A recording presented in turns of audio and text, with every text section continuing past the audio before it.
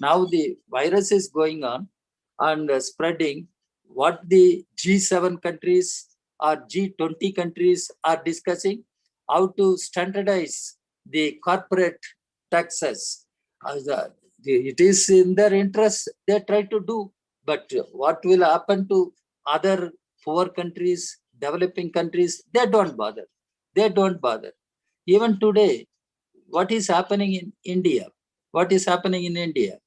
Mr. Modi and his government during the first wave claimed they have conquered the virus, and Modi was asking people to light lamps and to beat these music instruments, and he was claiming India has conquered virus and India has emerged as Vishwaguru in fighting coronavirus. That was his claim.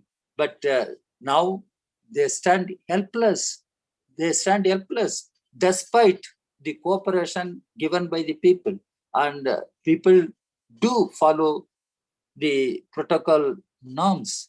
They wear masks and they maintain distance, and they follow whatever the government says. That is how lockdowns have become success. But as government has done, whether government has done anything adequately, there we find colossal failure on the part of Indian government, colossal failure. And the government doesn't respect the center-state relations.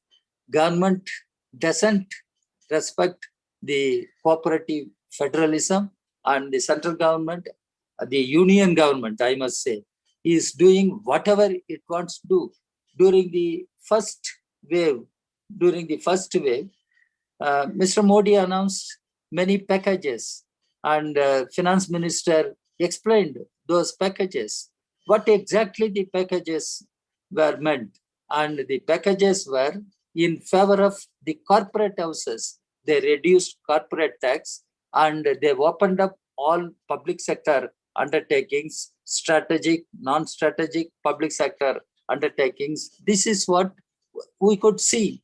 The government, and during this time only government brought many anti-democratic, unconstitutional legislations, and during this period only was conducting its affairs. During the pandemic period only, here are some results. During this pandemic period only, the government enacted the anti-farmer 3 agricultural laws. During this period, the government brought many labor codes, snatching away of the rights of trade unions, trade union movement, and the rights of working people. And during this pandemic period only, the government announced the imposition of new education policy, on which there are many reservations, opposition, objections from several state governments, from many organizations in the country. What I am trying to say, the Modi government using the pandemic as a smoke screen, it is aggressively pursuing its anti-people policies. It is aggressively trying to implement the BJP RSS agenda of Hindutva. Otherwise, the way they are going back to the ancient science, the science in ancient India. What is the science in ancient India? One should try to understand. Mr. Modi himself talked about once about plastic surgery, which was there. That is why Vinayaka was born, Ganesh was born. And now they are trying to create other obscurantist formulations. And the cow urine is the best answer to corona, or what this Ramdev has been speaking about Patanjali's productions. They are the resistant to coronavirus. So this obscurantism, these superstitions, and these anti-science theories are being projected, promoted by RSS, BJP combined.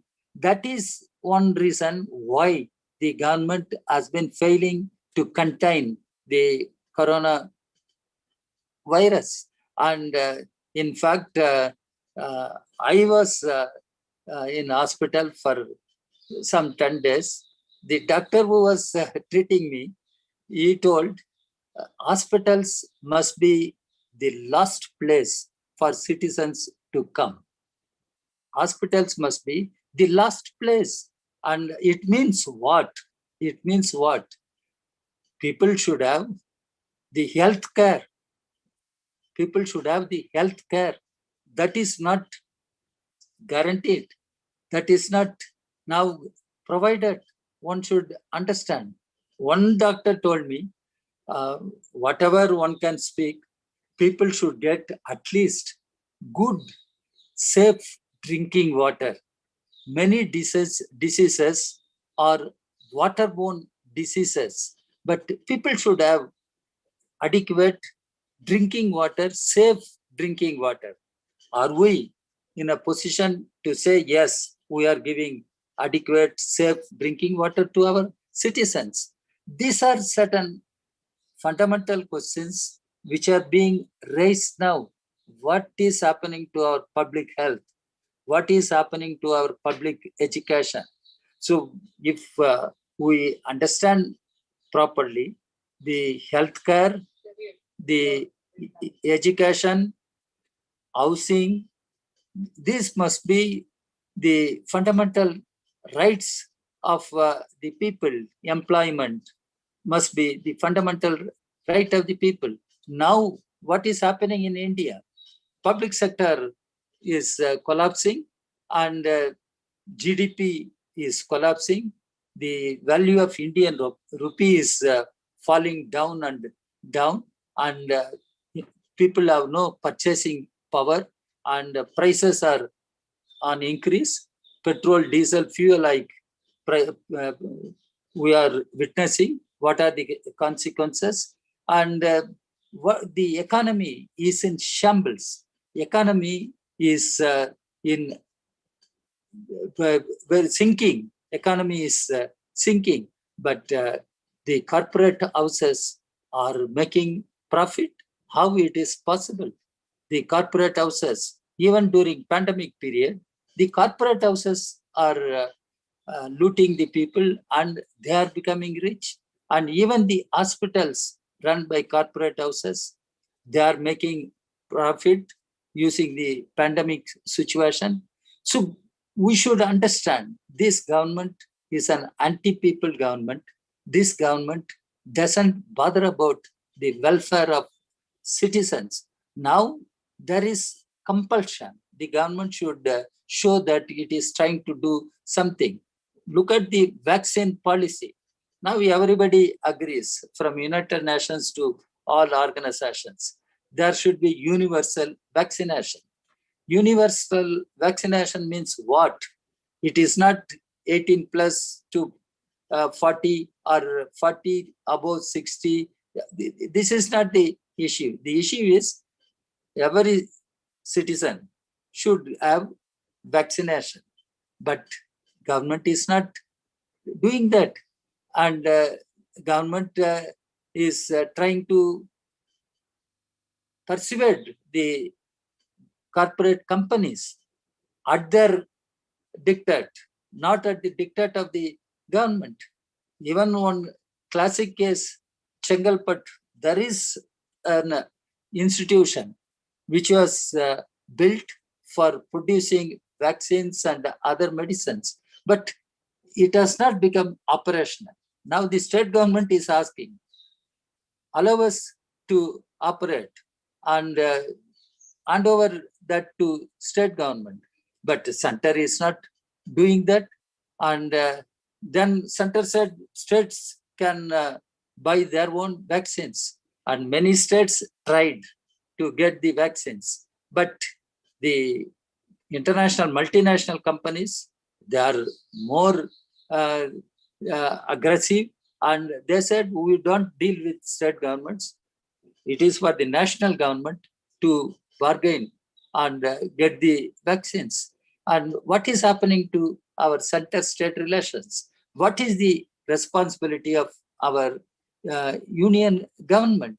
So there are many political questions and many theoretical questions. And this virus, how long it will continue, it depends upon the efforts made by government, upon the efforts made by people themselves. And if third wave comes, there is fear. It can affect children. Even today, the children are being affected. Newborn infants, they are being affected, and small children are being affected. So where are we heading for? Where are we heading for? Whatever that has been done to contain the virus, and it could not produce much expected result. Now, what government should do? Government should ensure the universal vaccination. When I say this, ideally speaking, government should ensure free vaccination. And now the private hospitals charging one thing, government hospitals taking different stand, and there are many complex issues involved even in the price of vaccines. So what we are demanding, there should be free universal vaccination. And during this period, everyone has admitted unemployment has grown and job losses have taken place. Poverty has increased, and several crores of people have fallen into poverty. How people can be saved and how they can be protected unless the government ensures free ration and adequate money power in the hands of the people. These are all things which we are demanding continuously as CPI, as parties in opposition, secular democratic parties. We have been demanding, but government is so insensitive. Government is so irresponsible, and it is abdicating its responsibilities. In such a situation, we should build up proper public opinion, and we should build up proper public movements, popular movements, and we should see the government is pressurized. And Modi says the 35,000 crores for health. Where is that 35,000 crores? And Modi started PM CARES Fund. Where is that fund? How it is used? Nobody knows. No transparency in all these matters. But Modi thinks, he keeps talking about wealth creators. Who are the wealth creators? According to Modi, the Ambanis, Adanis, and all other corporate houses. They are the wealth creators. They must be respected. That's what Modi said in the last year Independence Day speech, and it has been repeated in Parliament and outside. Wealth creators, they must be respected. After all, farmers are the real wealth creators. They are agitating for more than 6 months, but Modi government will not listen, will not withdraw the three agricultural laws. We should try to understand. And same thing is happening. The workers and the factory workers, the informal, formal workers, they are the real wealth creators. Now, work from home is good. For instance, those who work on computer, those who work with pen and paper, it is good. But how the agricultural workers will do that work from home? One should try to understand. So Modi government is insensitive to the working people. And it talks about wealth creators in order to protect Ambanis and Adanis. So there are issues and there are questions which one has to address. Finally, I must tell you, now in many states, the CPI and several other parties, mass organizations, civil societies have taken up the relief work, giving food to the people, giving help for people to reach hospital, to get beds. These are all voluntary work done by people themselves, the political parties and different mass organizations. And we as CPI, we also try and our best. In Kerala, we are doing, in Tamil Nadu, we are doing, in Andhra, Telangana, I can go on naming states. We are trying our best to organize relief centers, giving food, at the same time giving medical guidance, how to save the life of citizens. And we need to make such initiatives, not fully depending upon government actions. The political party and mass organizations must engage themselves during pandemic period. That is one thing which we should learn from the life of Comrade C.R. Rajeshwar Rao. And as communists, how we can engage with people, how we can live with the people, how we can save the life of the people, and how we can serve the people. That must be our concern. That is how we can fight this virus, this unprecedented health crisis, and we can save the people and save the country, and we can move forward. And it is not that this virus cannot be controlled or conquered. There is possibility. Humanity has that capacity. The human brain and the human skill has that capacity to come up with adequate measures, solutions to contain this virus and take the humanity forward.